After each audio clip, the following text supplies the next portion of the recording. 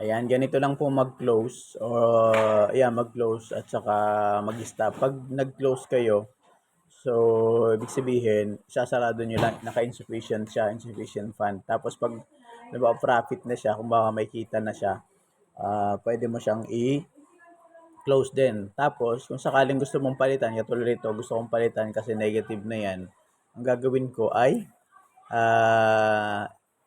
pangalan nito, i-stop na siya. So, punta kayo ng futures, lalabas dyan yung mga coin nyo. I-click nyo yung coin na yon. Tapos, ito, close.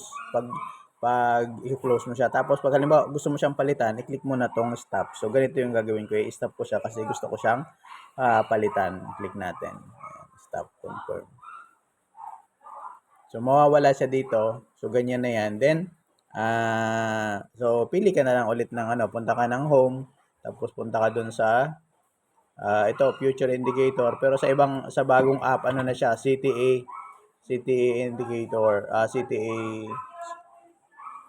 CTA na siya, CTA futures. Hindi pa updated yung app ko.